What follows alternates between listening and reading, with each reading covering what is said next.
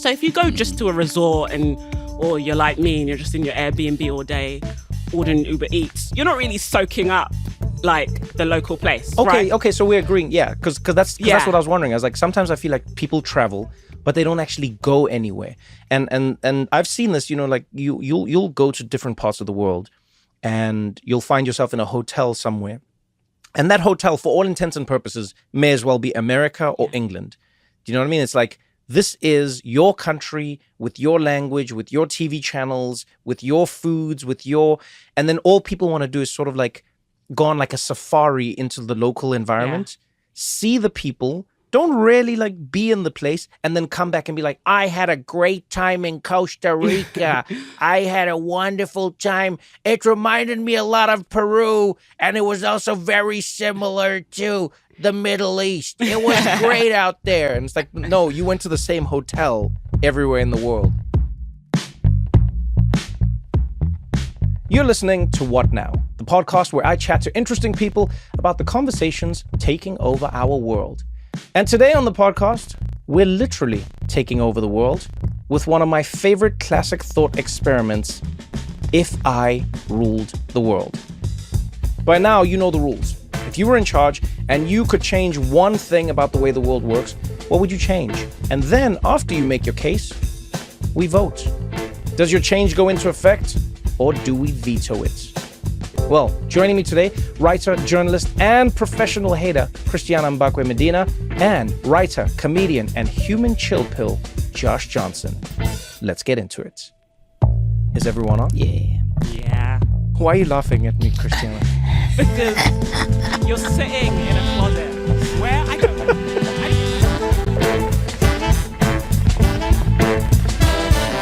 This is What Now with Trevor Noah.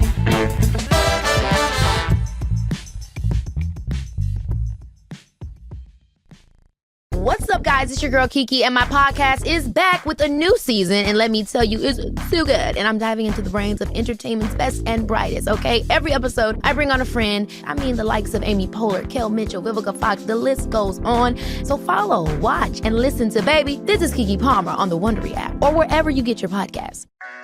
Hi, I'm Stacey Abrams, voting rights advocate, author, admitted nerd, and now host of the brand new Crooked podcast, Assembly Required with Stacey Abrams. Whether it's reforming the Electoral College, solving America's loneliness epidemic, or tackling the future of Hollywood, I'm breaking it all down to answer, how do we get here? And what can we do to get good done? Are you in? Join me for Assembly Required with Stacey Abrams. Episodes are available wherever you get your podcasts. Well, I'm excited to have both of you because this week is one of our special episodes, If I Ruled the World. I know Christiana's always thinking about ruling the world. You're one of those people who deep down inside wishes you could rule it.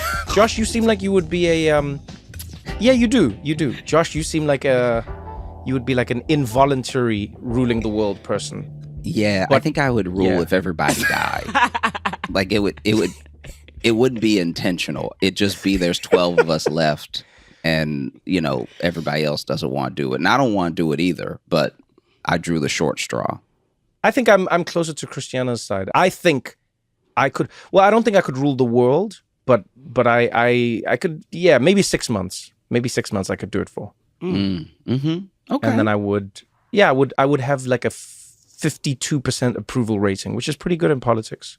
Yeah. I feel Trevor, yours would be a bit higher because you've got like that culty energy to you. Like, I'm glad you didn't start a cult. I feel like you could have a very successful cult if you had started one. You would crush a cult. It's like the optimism. Do you know what I mean? And then it's like he's always up to something, but you don't think he's.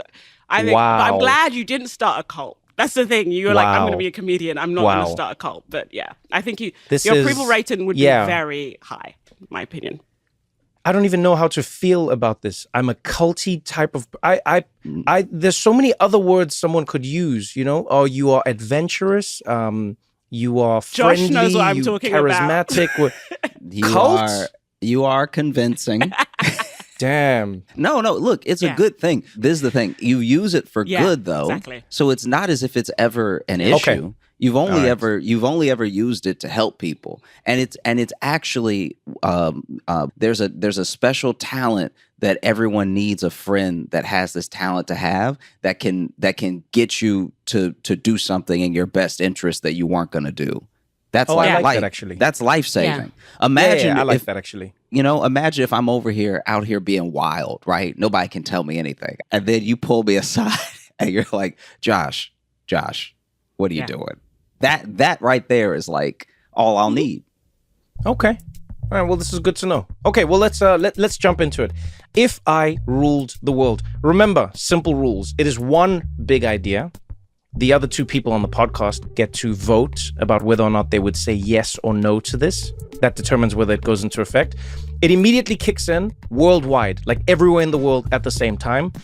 And then people have their memories of the life before, but it's always been this way at the same time. So don't be like, oh, but then they have to change it. No, it's just like, it just happens. It just switches. No exemptions, no nothing. So Josh, do you know what it's going to be? Don't tell me now. I just want to know, you know what it's going to be? Yes.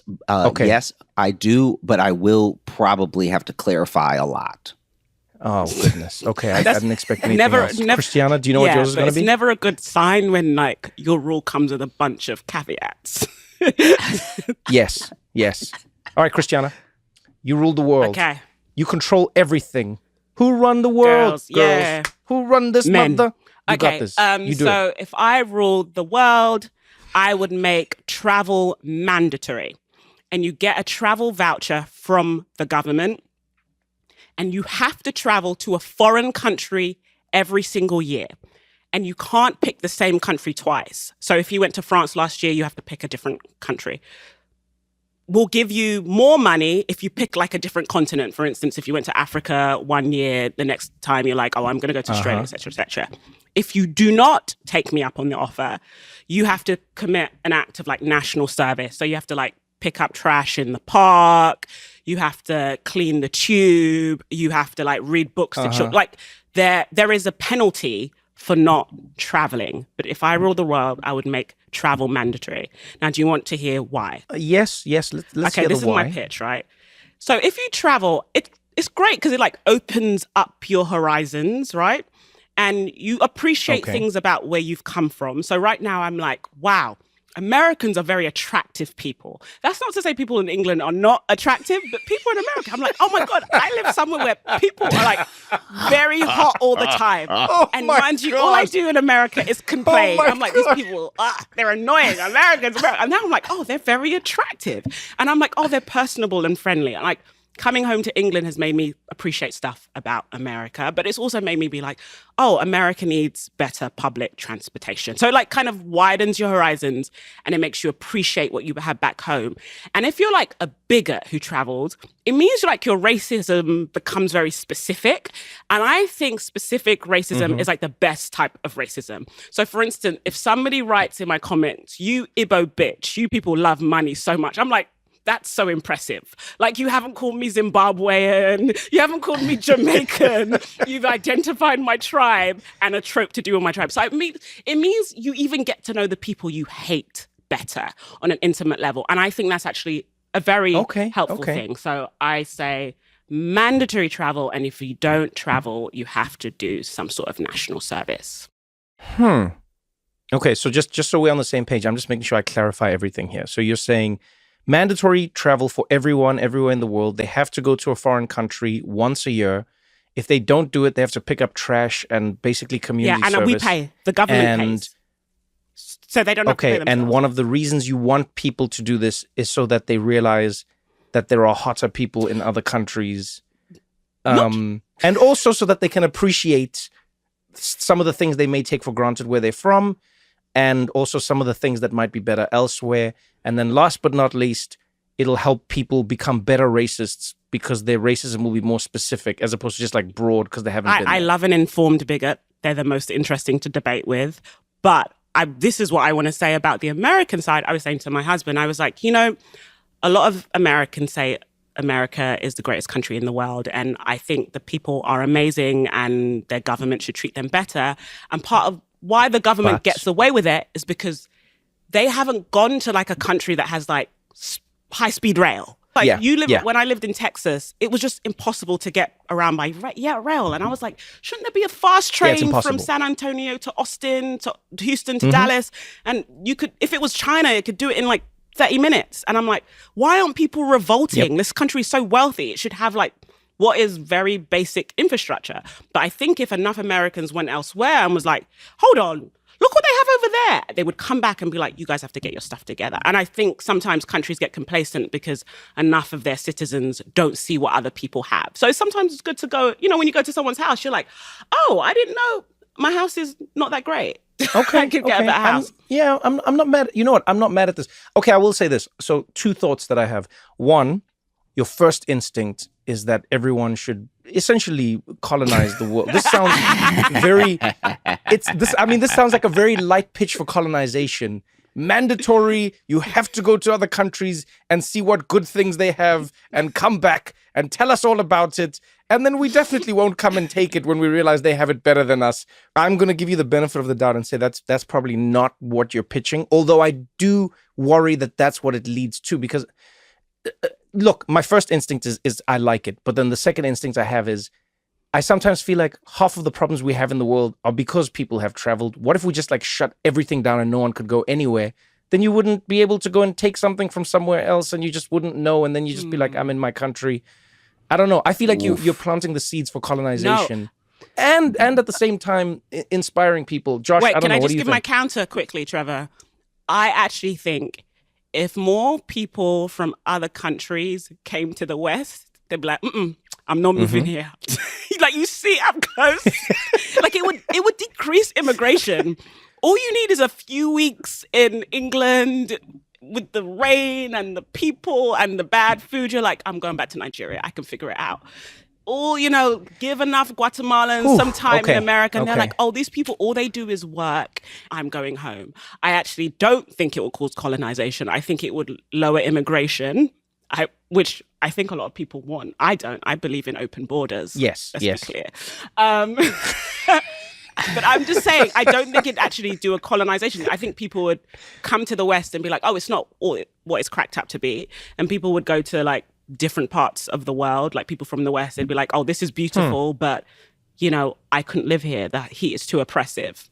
I don't know. Josh, what do you make of this? So I actually agree very much with Christiana. Basically, a lot of what Christiana said was what I was about to say, which is if everyone is traveling and visiting, is it really going to be colonization? Just because everyone's going to find their fit in the world in a way that I think would surprise us. Because even though it seems like any type of person going into another culture would just I'll just stay here and I'll just soak up all the good parts, whatever. There are going to be things like Christiana is saying that, sure, all these people come from this area to this area, but then maybe half of them are like, I can't handle this other thing. So, for instance, a lot of people have a sort of obsession or interest in American culture, and particularly in parts of American culture that are a little bit dangerous. But it really takes a lot of people in the world one time of being shot at to be like, I think I'm good. I'll just watch it on TV.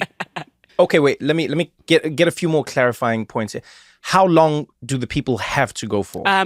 3 weeks. 3 weeks. They have to go. Okay, now, how do you ensure that everybody's not just going to one country? Because, I mean, like, look at the world now, right? So, Japan complaining about too much tourism. Spain, Barcelona complaining about too much tourism.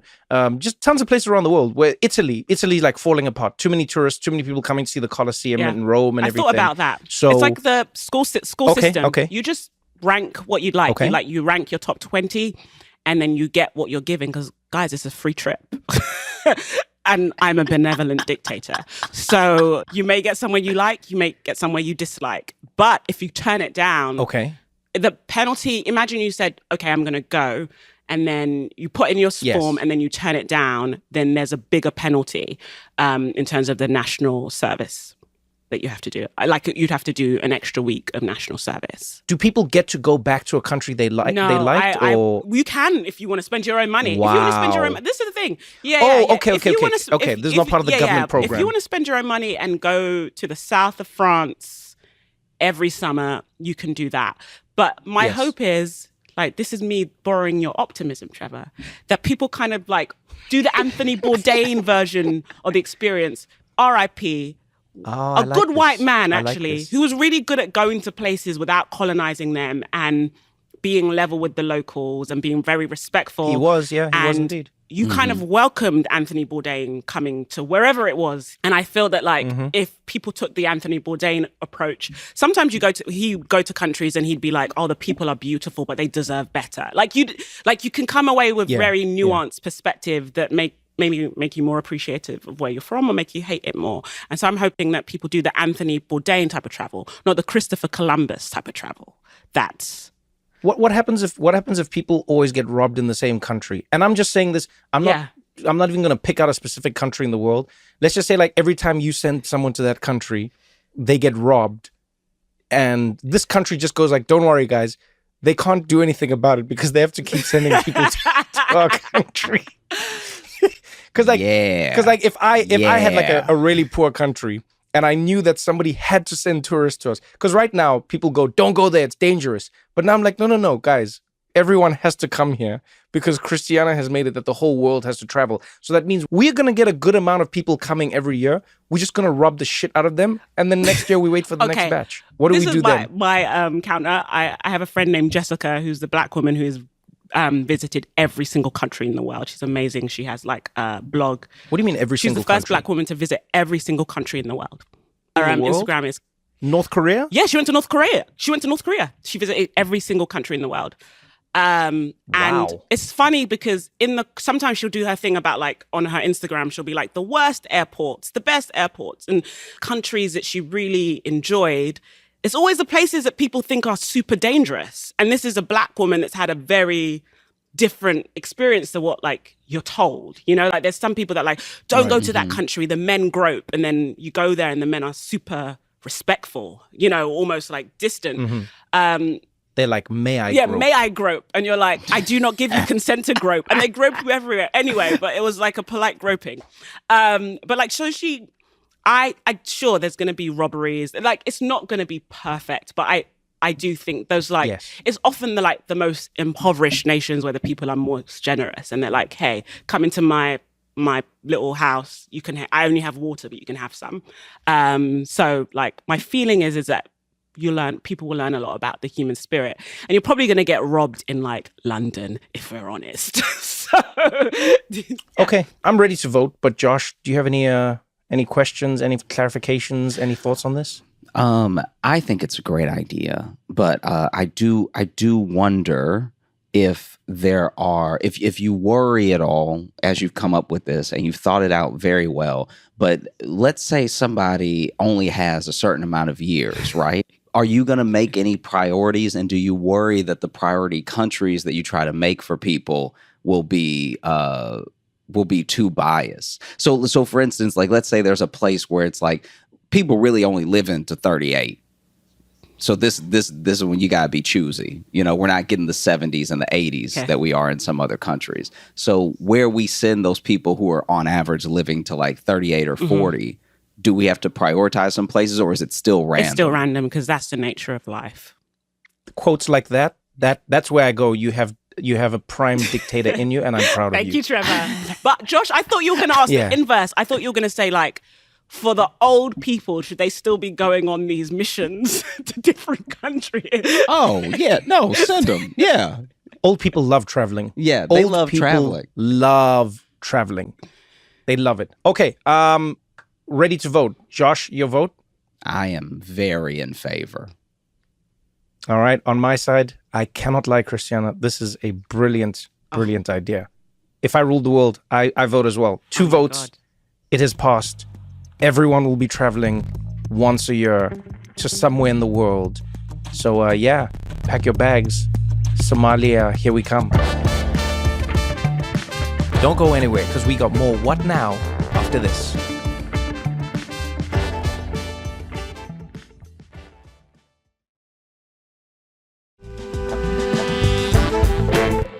All right, Josh Johnson, you rule the world. 7 billion people, they all look up to you. Lord Josh, Lord Josh Johnson, pray do tell, Lord, what do we do in your kingdom? Okay. This is going to be proof that I should not lead. But I think that petty should become power. I think that if you have an argument or if you have a dispute and you're willing to be the pettiest, that you should have the backing of your local government, of the people. I think that petty should become power. And because this thing, no, hear me out. Because last time we did this, you were like, ooh, you try to be all altruistic and stuff. So I tried to go the opposite way. So now, Josh, now petty will rule. Okay. So let me get this straight, Josh. Mm-hmm. Because you felt slighted by my comment clearly last time, mm-hmm. which, first of all, let me say, I apologize, Josh. I didn't know that I hurt you. I didn't intend to hurt you, and I apologize. But I can see that hurt has now turned you into somebody who is a little aggrieved.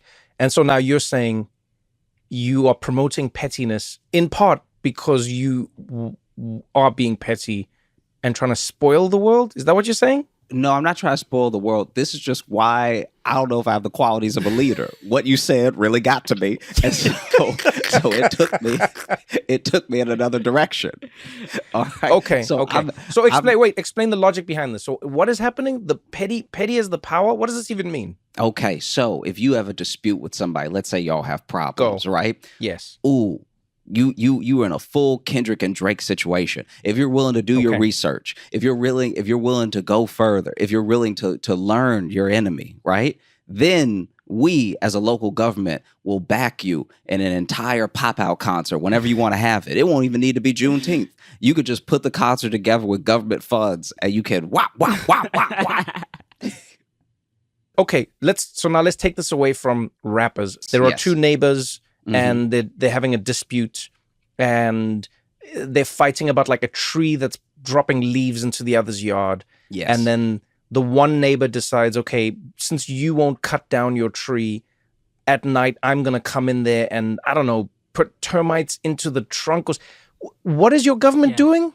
Okay, so we assess, right? We assess the disputes. And then between the disputes, whoever's willing to be the most petty, because those termites, let's say you're willing to put the termites in the other person's tree to tear that tree down slowly over time, right? But then let's say because termites don't just know where to eat, the termites get into your house and they start eating up your house and everything. We as the government will be like, you were willing to go further. We are going to reinstate you with a new house. We're going to build a house for you because you were willing to take it further than anybody else was willing to take it. Josh, I feel like your world will be gone in like 2 years. Listen, I'm with you. I'm like, when they go low, we go lower. We go to the earth's core. Yeah. Right? So.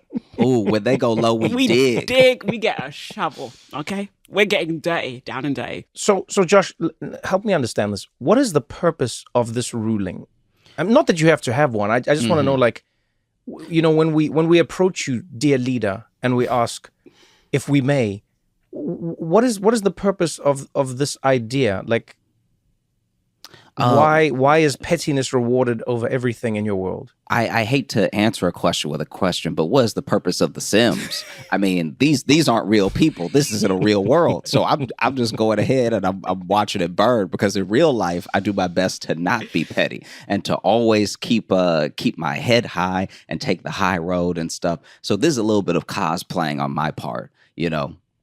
Even I will even say this, for the criminal justice system in my world, we would be far more creative, because I don't know if time necessarily translates to crime.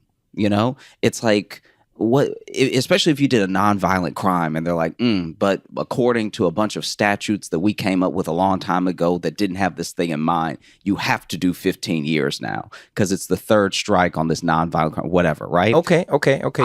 You got me. I think that a judge would be someone that we elect out of their ability, out of their acumen for petty, right? And then that judge would then sentence someone in the pettiest way possible, especially for a nonviolent crime, right? You know what? I was totally out, and now you've slowly started roping me back in. Judge.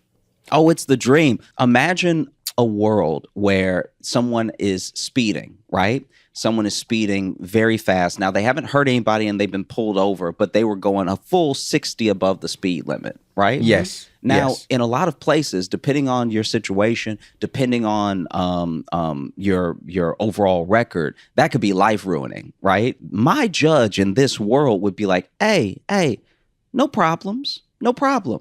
But you will have to drive at 180 for the next week. But where? Not on the streets, Josh. Not on the street, but just when you on the highway, your car is gonna have a governor. Usually, the governor is to stop the car from getting too high. Your governor is gonna stop the car from being too low. It up. Yeah. Okay, Josh, this is the most psychotic world. Psychotic. I mean, but this is like. Can I tell you something? It kind of feels like, imagine you lived in a world and everyone was the Joker. You would act right.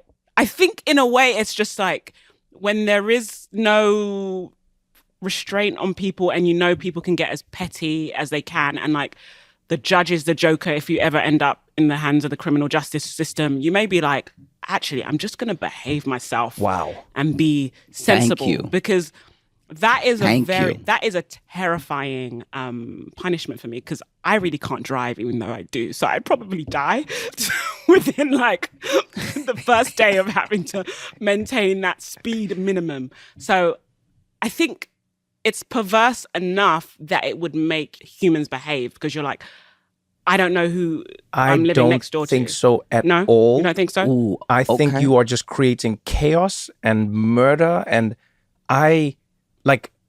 I'm worried now, Josh, about you. No, don't worry about me. I'll actually hopefully strengthen my point with a quote from my good friend Trevor Noah. All right. Boy. even though we were joking and it was jokes and it was very funny, part of what made me come up with this world was a thing that you said years ago, where you were talking about how polite everyone is when everyone has a gun. And in fact, we should all have to walk around with our guns in hand when we have a gun, and everyone will just sort of behave themselves. And that's kind of what I was thinking when I was like, yeah, if everybody knew that they would get government backing if they got petty enough, I think that they would be like, I don't know how creative that person is. So let me state for the record that you have taken me wildly out of context. That is the first thing. So I'll state that for the record. So here's the thing that gets me. When we reward pettiness, the issue I have is we then live in a world where it's a race to the bottom, right? Like, you look at families. You look at these boys who've been raised by dads who go, "Who punched you? You go back there and you punch them even harder, and you let them know that you don't punch someone from this family." And then that kid goes and punches them, and then the older kid comes back and punches them and punches. And it's just like, what are we doing? In fact, I would argue that's why we are where we are now with Russia and the rest of the world, right? It's just been a race of pettiness to the bottom. Like, the United States comes in after World War II with Russia. They do a terrible job of divvying up the world. But then it just becomes pure pettiness, right? So America goes, oh, we want to build nuclear weapons and have more of them, and we want a little more land. And then Russia goes, we want to feel bigger than you, and you didn't respect us. We should do this to make you respect us. And then they go, we're going to put ships here, and we're going to put missiles here, and we're going to go to Cuba. And next thing, there's a missile crisis. If you think about it, half of the issues we have in the world are because leaders, like people right at the top, aren't able to understand how pettiness and a race of pettiness doesn't get you anywhere. Half of the time it's because they don't feel respected. Like Vladimir Putin, I'm telling you now, I don't need any qualifications to say this. A part of the reason Vladimir Putin cannot negotiate with Zelensky is because Zelensky was a comedian on TV. Like, you're Vladimir Putin, the ruler of what you consider as Vladimir Putin, one of the greatest countries and empires of all time. And then someone's like, hey, you should go and negotiate with Mr. Bean. There's a level of pettiness in Putin not being able to back down because he doesn't want to seem like he's weak. You know, the world literally is in many ways where it is today because of pettiness. Even judges, by the way, think about how many people spend more time in jail because a judge is being petty. That's true. Because the judge doesn't feel like the defendant respected them enough. Yo, most of gang crime is petty. Yeah. You know what I mean? He walked past wearing those colors and he went past doing that, and then it's like pettiness. We're dead, Josh. We're dead in 2 years, Josh I think Johnson. what Trevor is speaking to is that maybe when you're petty, you're acting out of your ego. And ego is completely like a big issue. I'm fully with you. I'm fully with both of you. But this is not the real world. This is my world. And in the real world, a judge can be petty and send someone to prison for longer because they don't feel respected. But in my world, that same person that maybe felt like they didn't get a good enough sentence, that they were like, oh, that's a little unfair. Judge isn't safe just because they're a judge. These systems that are in place in the real world are not in place in my world. So now, all this person has to do is do a little reading, learn what a board of ethics is, send that judge to the board of ethics. But I already did my time. So the judge has nothing on me anymore. So now I just go after the judge for quite a while until everything is settled in my stomach, you know? And then the government goes behind. Yeah, Josh, I feel like we're not here for a good time. We're here for a short time. Yeah. And I feel like this is literally the definition of an eye for an eye land. What is it? In the land where it's an eye for an eye, everyone is blind. The whole world is blind. But maybe we didn't deserve to see. All right. Damn. Well, if you ever had the question, what happens when you push Josh Johnson too far? I think we got it. I'm ready to vote, Christiana. I'm assuming you're ready to vote as well. Okay, I'm going to vote first, Josh, and this may come as a surprise to you. My answer is no, Josh. I will not vote for your petty-backed regime. Yeah. I'm sorry, Josh. In terms of whether petty should be power, Josh, I'm very sorry. I have to vote no. You almost had me with the judge thing, but then our cult leader over here swayed me. Look, when he talked about the race to the bottom. I do worry. It's all good. I will remember. I know you will. I'm sorry. I know you will. Just don't get me. Just don't be too petty to me when you get me back. Oh, wow. All right. Well, that's 2 down, 1 more to go. I will let you know what mine is. And it may surprise you. We'll be right back after this.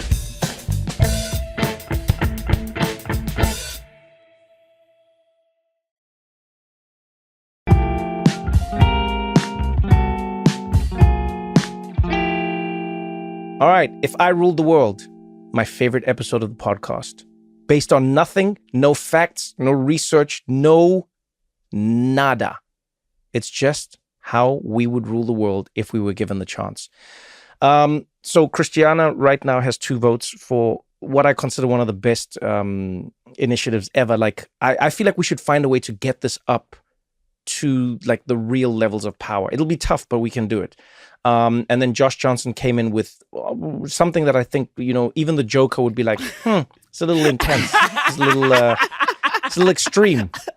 Yeah. He'd just be like, damn, Josh, why so crazy?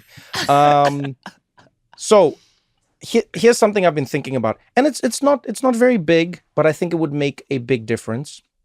If I ruled the world, it's a weird compoundy thing, but it's like if I ruled the world, I would say that customer service no longer has to involve friendliness. I'll explain to you where this has come to me from. So I think we are living in a world where many people have to, they work in service jobs, or they work in jobs where they have to interact with other human beings.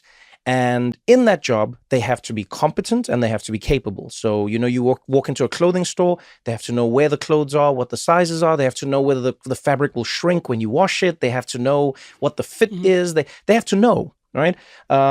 You phone a call center and something is going wrong with your equipment at home. They have to know, your equipment. They have to know how to instruct you on disconnecting, connecting, et cetera, et cetera. On an airplane, the person's bringing you food and they have to know when you buckle your seat or where your seat is or what the emergency. People have to know.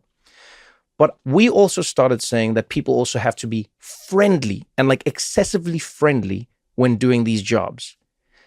I think this is causing a fatigue in the world that is making people like shells of themselves because they have to spend the whole day being like, hi, hello, hi, how are you? Hello, hi.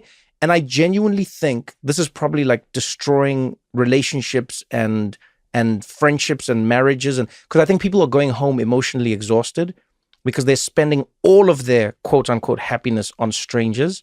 And then when they come home, they're emotionally exhausted. And I think this is actually destroying the social fabric of the world. All these people who rate stuff on like Google, I hate it when people will rate a restaurant and they'll be like, 1 star. The waitress was so mean.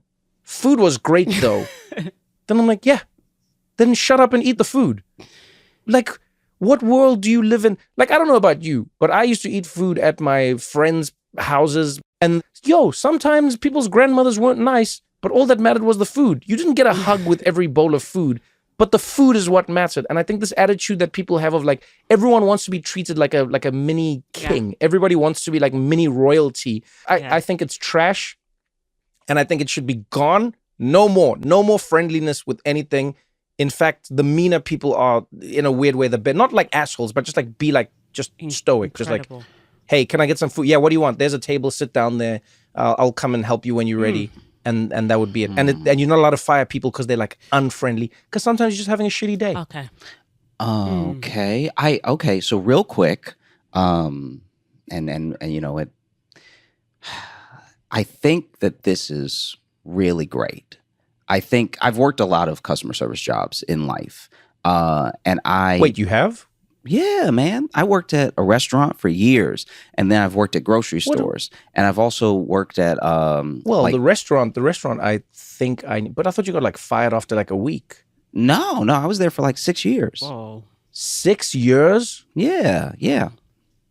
Josh, you've lived so many lives. You, Josh Johnson. You've lived so many lives. Yeah, you really have. Okay, and then I've worked at a few grocery stores.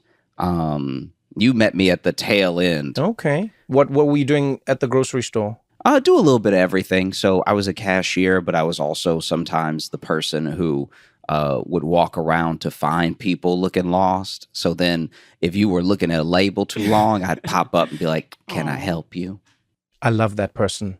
The only thing that was rough that I keep with me to this day is sometimes people would need help reaching and then I couldn't reach. Okay. And so that I had to go find somebody, and that was rough. That was like that was the days where I'd be like, I hate this job. But then any other time I really enjoyed it. So I like what you're saying, Trevor. And and I vibe with every part of it, I guess, except one thing. Because I am not necessarily the most stoic person. I feel pretty like by nature affable and friendly. So it would almost be work for me to be stoic when it comes to the service. Well, so what happens? I'm not saying you have to be. I'm just saying like you can't. It's not part of the job at all. Oh, okay. And so it is not part of the job. Your attitude is not part of the job. Got and you. I mean this in everything, but I even mean this in the office. Like let's say your manager says to you, hey, Christiana, please could you get these reports ready by Friday, 4 p.m. And then you could be like, Friday? Are you shitting me? This is so much work. God damn it. And then you could like storm out the office. I go, you're allowed to do that. Trevor, you're describing France. Yeah. Maybe that's why I love it so much there. So what I do like about it is that I do feel like this is a socialist in me, that customer service representatives are not as paid as well as they should be. And they absorb all the abuse the C-suite and the senior executives should get, right? So somebody calls, you've been on a hold for like 40 minutes, and then you speak to this person, sometimes in your country, sometimes in a foreign country, and they are doing their best, and you're shouting at them because the company policy is you can't get a refund or your Wi-Fi is not coming back, and they have to absorb all the abuse. And they can't shout back because at the beginning of the call, they say, this call may be recorded. So they have to be on their best behavior, whereas you can abuse them as much as possible. But we have this culture of like friendliness, and the customer is always right. And I do think in like this capitalist hellscape is abuse. It's just a way for the consumer to abuse the workers. So the socialist in me agrees that the workers should be able to speak up and say, you're wrong, piss off, right?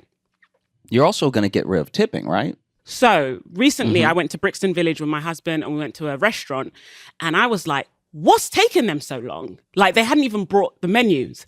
And then they brought the menus and then it was like another 15 minutes before we could order. It was just terrible service. And my husband said to me, you've been in America too long. This is typical service in England, right? Like, so I am now in a system where there is no tipping. You know, people get paid what they earn at the end of their shift because they get paid hourly. There's universal healthcare. Basically, there's no incentive to be polite, to be friendly, to be like, go above and beyond. And what you often get is just like mid-service. That is my only thing. And the friendliness, I think the friendliness does play into it because like London is kind of a cynical and miserable city. And it's because like we don't even have to pretend to be happy. We just complain as the default. And it's kind of bad when the people serving you are complaining as well. I don't think that people being unfriendly means bad service. I think oftentimes there's a correlation between the two. So sometimes you'll be in a place where the people are being like really mean or they're just being like dismissive or whatever, and they serve you badly.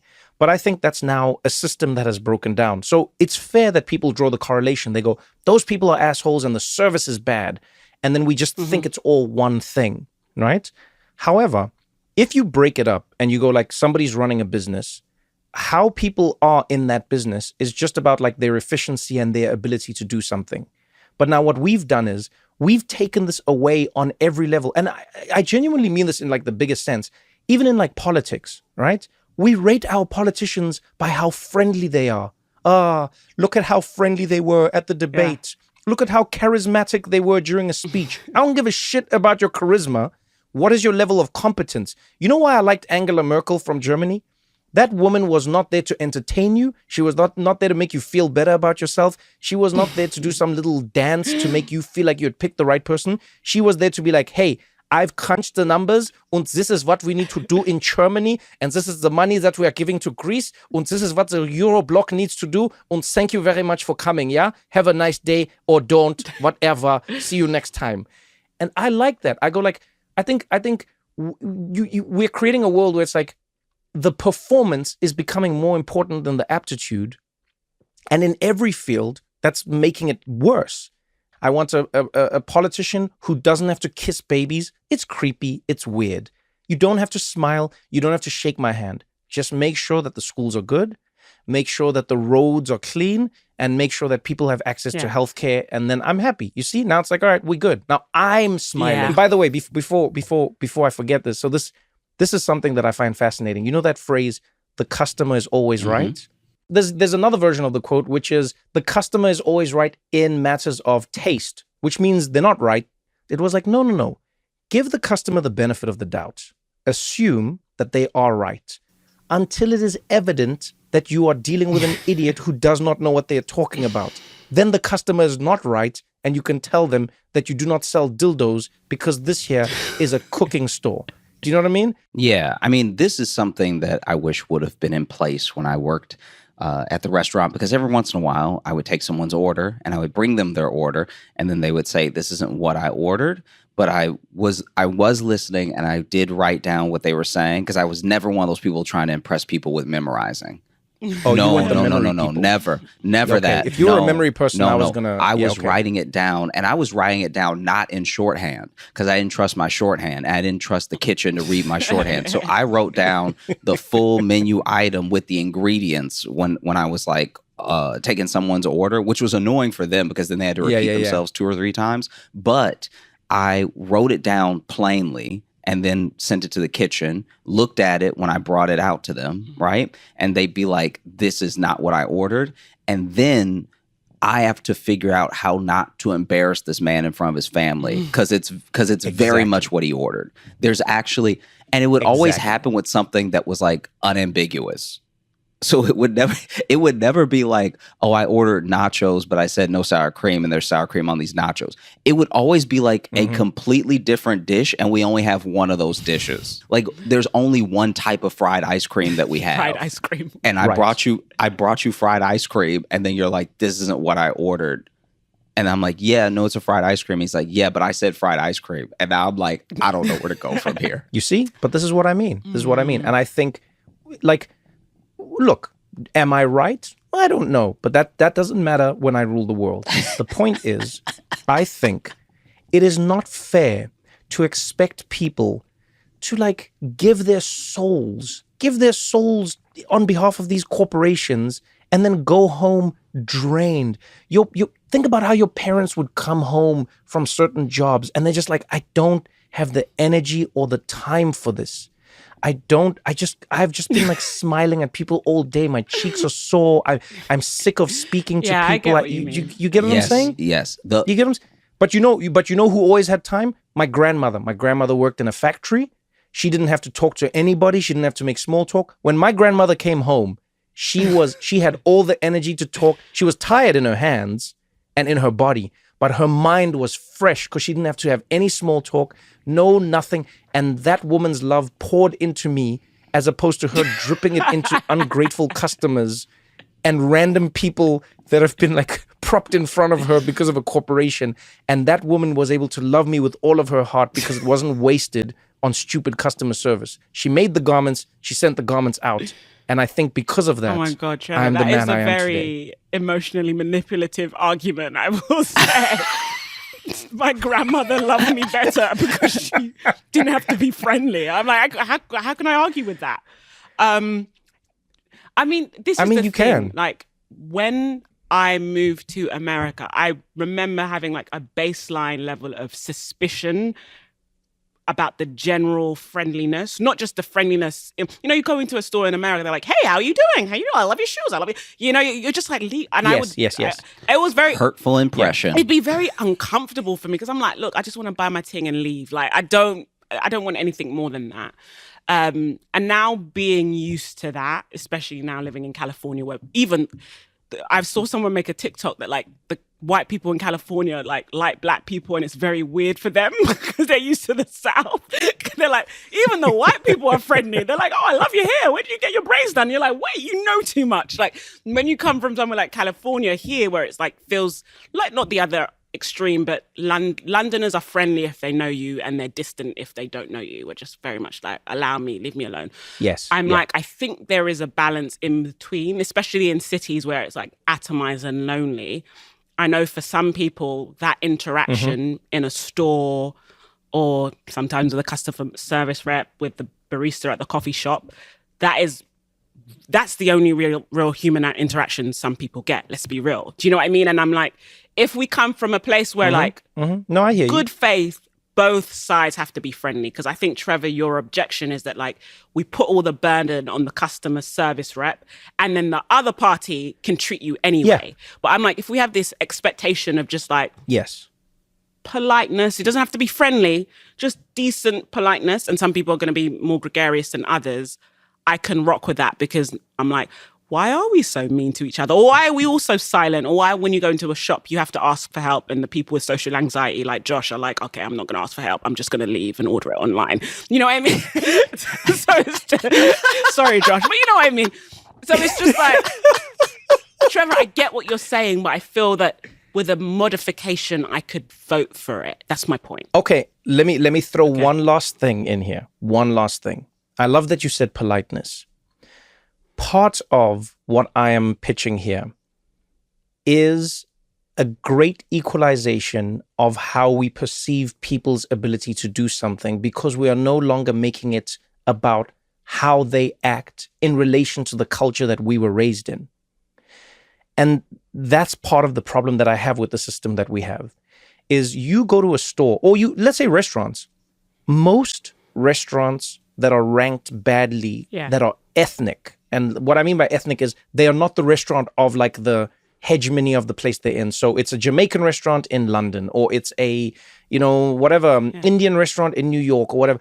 Sometimes those restaurants are getting worse reviews Because the people who go to those restaurants expect those people to act like their culture acts. And then they go, you people are impolite. And then it's like, no, they're just a different culture. Do you know what I'm saying?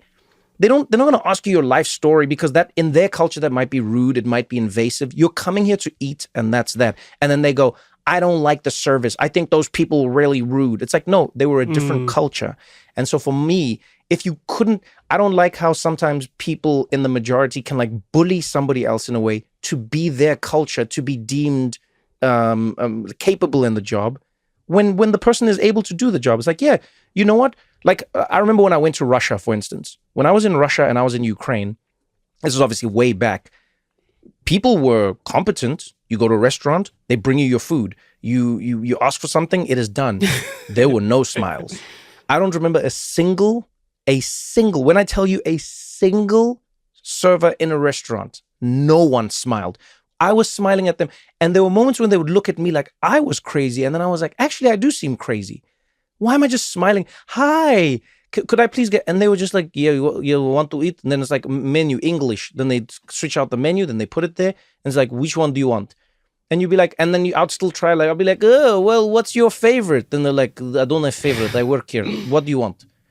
And I was like, and at first I went, man, these people are mean. But then I went, no, I'm putting a burden on them to be like micro friends of mine. And now I'm judging them. But in their culture, they're doing the job. They're getting the thing done. And so I think it's unfair that some people, whether it's taxi drivers, waiters, airport staff, you name it, are being judged because they don't match up with the culture of the people who are complaining. So that's another reason I say we must just take it away. Is the thing done? Is the thing done? Let me tell you the best experience I had recently, guys. This might have been like the genesis for this feeling, even though I've had it for long, but like voicing it. I needed something done. What was it? What was the person doing? Oh, they were coming in to repair like an air conditioning unit, right? And the guy arrived, they give you the window, the person will be there from this time to, the person got there early. So I was like, I'm not there to let them in. And so then the guy got on the phone with me and then he's like, hey man, I here a little bit early, we're here to fix the air conditioning. And I was like, yeah, I'm not there. What do we do? Then he's like, well, what you want it fixed? I can just go in and fix it. And I was like, all right, cool. And he's like, yeah, don't worry, let me go in. And then he goes in and then he calls me from inside and he's like, hey man, I'm supposed to talk to you while I do, but can I just fix it? And I was like, yeah, fix it. And then he's like, okay, I fix it. And then he fixed it. And then when he was done, he's like, okay, it's fixed. Bye. Call me if you need something. Let me tell you something. That air conditioner blows. It blows like there is only one reason for its existence, and that is to keep me cool. That man did his job. He was one of the fastest, most efficient people I've ever met. I don't know his family story. He didn't make me feel good, but he did the job. And I was like, if this was the world, I think everyone would be happier because they wouldn't be fake smiling. Josh wouldn't be fighting with you about fried ice cream. And then Christiana, people wouldn't be judging you because you're from a different culture. But Trevor, this is my thing as a Nigerian, and we are like at a baseline, just like rude people. And it's something I'm working on. I probably need to go to therapy for it because I realized that like I'm a rude bitch, right? And a big part of the issue is I'm Nigerian. And it's a culture where like everyone is kind of rude. Even our polite people are rude. They'll be like, shut up. Like you just, it's just, we got the vim of like, we're outspoken. That is true. And that is to true. everyone else, it's rude. And we are That's rude. sound. And so it's just like, if you let all the Nigerians in the world know that there are no more constraints, guys, the world is going to burn. The world, your Nigerian customer service I will throw in one amendment. Is going to cuss you out and say you're an idiot. Learn how to use your modem. Okay. Go and use Google good night and drop the phone. It's like, guys, come on. Is that not the world we want to live in? A world where somebody is not just giving you a fish, but they're teaching you how to. Imagine how great it would be if your parents or somebody in your life calls that tech support and that person's then he's like, is it on? Is it actually on right now? Excuse me. How can you call me if this thing is not? Are you stupid or something? Next time you are going to say something is not working, first make sure that it is actually on. Huh? Are you stupid or something? What is wrong with you? Don't call for. You know what? This call is not being recorded because you are so stupid. There should not be a recording of what you have said. Yeah, there's no more recording. I think the world would be a better place. I think it would be a more fun place. I do have a quick question before I vote. Right? have you considered the Christiana already touched on this, but have you considered the industries that this could potentially ruin because they are based on the home feeling and the friendliness in their inception? So for instance, like I think a tour guide needs to have a certain amount of enthusiasm and energy for what they're talking about, because yes, the job is to take me around and tell me the facts. But if they're just like, a guy died there, a guy died there, a guy died there. But you see that's different. That's not, again, you're mixing up niceness and competence. So I'm saying they can be enthusiastic, they can love what they do, but they don't have to like ask you questions about like where you're from and engage with you. I'm agreeing with you, but I'm not saying they have to be boring, because I agree. Part of being a tour guide is that you are generally engaging and you give information that people want to absorb. So I do agree with you on that. I'm just saying there are other elements of it where the Trevor, person are you trying doesn't to? have Okay, to. Trevor, I have a question. So I do agree with you. Yes. Are you like trying to? Is it the friendliness or is it the small talk that you don't like? No. It's all types of friendliness. Like, I think people should be allowed to be like, I'm having a bad day.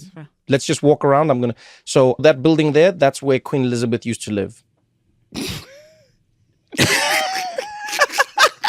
Yeah, that's it. I don't even know what do you say to that, Josh?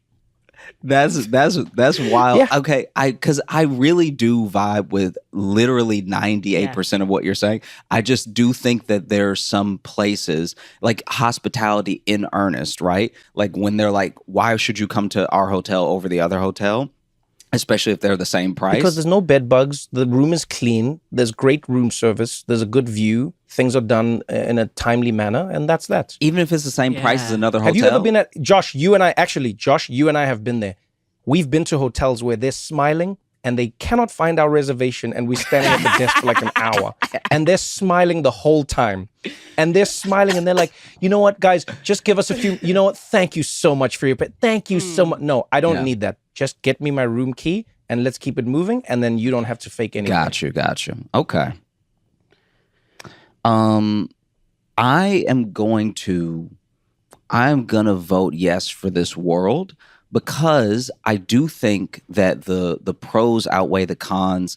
The only thing I would caution you as a world leader, if I humbly may, is that almost similar to my world, there will be a little bit of a race to the bottom in certain interactions, because I personally think sometimes the politeness is what holds people over in a situation where they should be pissed off as a customer. And I think that if someone just tells you, hey, the room's not ready, and you're like, but it's supposed to be ready, but it's not, I think that that's going to piss people off so much more than like, guys, my buddy, I'm sorry, it should be ready, but it's not. Like, I think that literally that tone thing right there is the difference between people swinging on each other. Yeah. Okay. So is that a yes from you? Oh, 100% yes. Okay. Trevor, as a certified rude bitch who is working on it, I do feel you. I think it's a brilliant idea, but I think we could all stand to be friendly and polite, even at work. Wow. I know. Christiana's going to vote on behalf of the corporations. I cannot believe this day has come. I know. Wow. Sorry. It's a no from me. I'm sorry, Trevor. But I understand. I understand where you're coming from, and I do believe I agree with you on that. Like, all right. You know what? You don't have to be nice. I voted no. You gave me the no. You don't have to be nice. We can just end it at that. Can I throw one thing out there? I know votes are final and everything, but one more thing that I didn't think of till just now that I don't even think Trevor mentioned in his argument is that the way that we're starting to rely on AI for some of that customer service, there's no politeness. It's actually what Trevor's talking about. Like, a computer is like, oh yeah, I'll work on that thing. Here's the solution, or there's no solution. We'll touch on this another time. It's actually more polite. So they've done studies. Oh, really? They asked people to rate AI's bedside manner versus actual doctors' bedside manner, and AI beat actual doctors by I think like 20 to 30 percentage points. Jeez. Yeah, in terms of like bedside manner and making you feel. AI actually is way more polite than people because AI doesn't have a family waiting at home for it. And AI doesn't have bills that it needs to pay. And AI isn't being stressed by all the shit that's going wrong in its life. So AI can always be polite to you, AI Josh. advocacy now. This turned very quickly. Well, you know what, guys? This was fun. Wow, Josh, you got 0 votes, but a very entertaining proposal, I will say that. I got 1 vote, and it was from my good friend Josh Johnson. And then I was voted against by the corporate shill, Christiana. And then Christiana got 2 votes for her idea, which I'll be honest, I still think is brilliant. Travel more. And it would be great if, you know, it wasn't like whether you could afford it or not. It was just like, go see the world, meet people, shake hands, eat different food, learn a different way to be. And you know what? Maybe the world would be a better place.